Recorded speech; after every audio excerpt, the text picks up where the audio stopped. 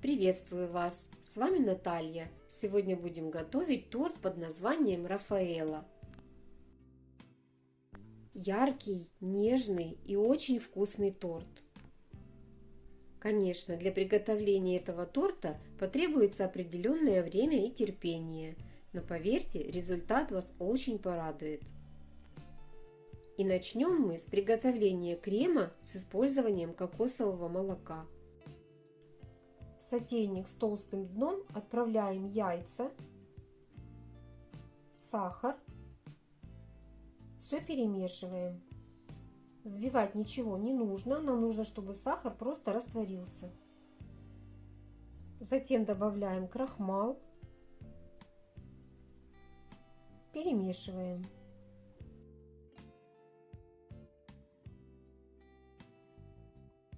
Затем добавляем ванильный сахар, немного молока, перемешиваем все до однородности.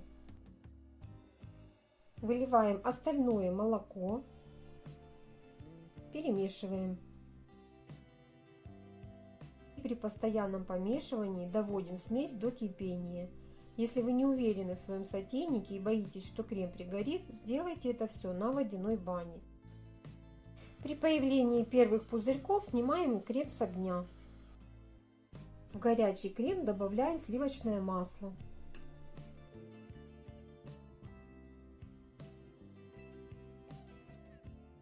Накрываем крем пленкой в контакт и оставляем до полного охлаждения. Сначала при комнатной температуре, затем в холодильнике.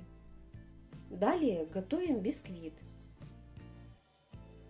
Соединяем сахар и ванильный сахар.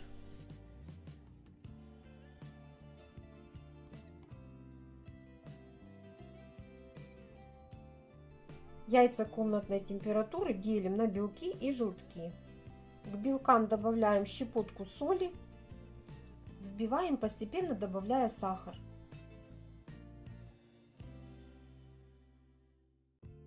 Продолжаем взбивать, добавляя по одному желтки.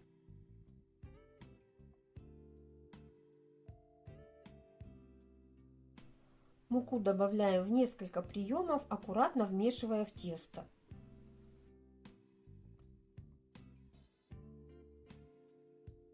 Готовить бисквит я буду в мультиварке, ничем ее не смазываю, поскольку во время выпечки тесто поднимается и цепляется за края формы.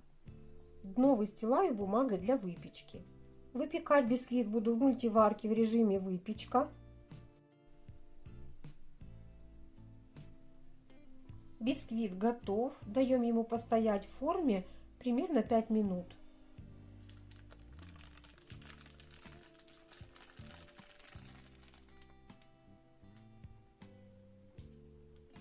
Перекладываем бисквит на решетку и даем ему полностью остыть.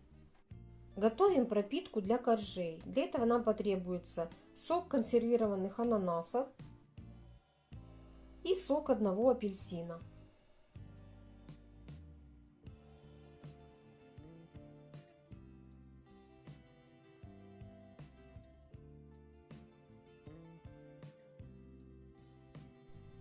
Желатин заливаем небольшим количеством воды и на время отставляем в сторону. Теперь будем взбивать сливки с сахарной пудрой. Сливки у меня 33%, это очень важно. С низким процентом жирности сливки просто не взобьются. Сливки холодные, посуда, в которой я буду взбивать, тоже холодная.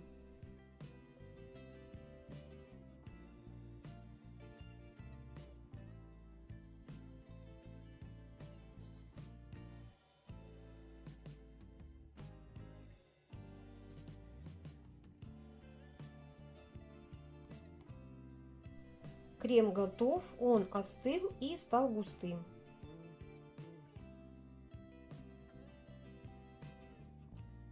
Визуально делим крем на две части. Одну часть мы будем наносить непосредственно на коржи, а вторую добавим во взбитые сливки.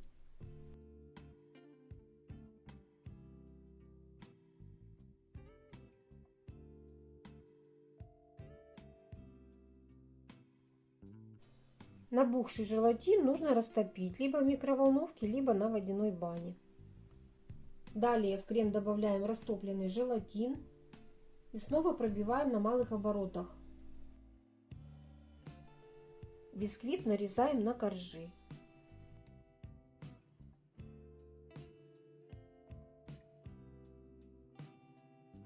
Формировать торт я буду с помощью разъемной формы. Устанавливаем форму на блюдо и наращиваем борта с помощью ацетатной ленты либо обычного файла. Формируем торт. Выкладываем первый корж. Пропитываем его. Теперь добавляю сначала пару ложек крема.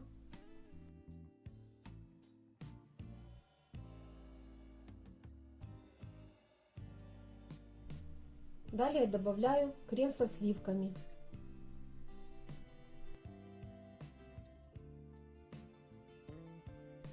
Таким образом, один слой за другим формируем полностью торт.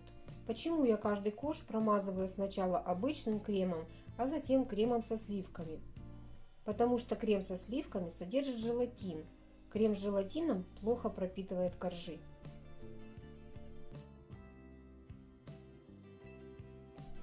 Вот такой маленький секретик. В крем со сливками я добавляю желатин, чтобы торт хорошо держал форму.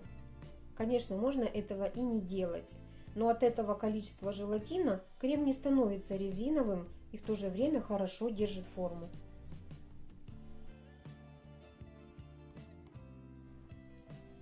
Немного крема оставляем для украшения.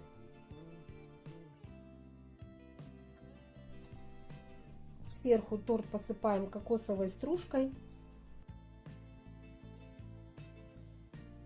Ставим торт в холодильник на несколько часов, чтобы он полностью стабилизировался. Прошло несколько часов, торт стабилизировался и можно снимать форму. Оставшимся кремом смазываем бока торта.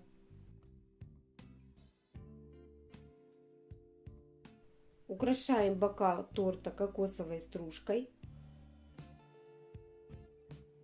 Верх торта украшаем конфетами Рафаэлло.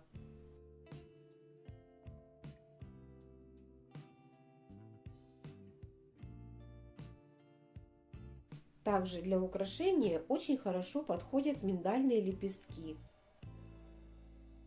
Очень рекомендую приготовить такой торт и порадовать своих родных и близких. Дорогие друзья, если вам понравился этот рецепт, ставьте лайк, пишите комментарии. С вами была Наталья. До скорых встреч!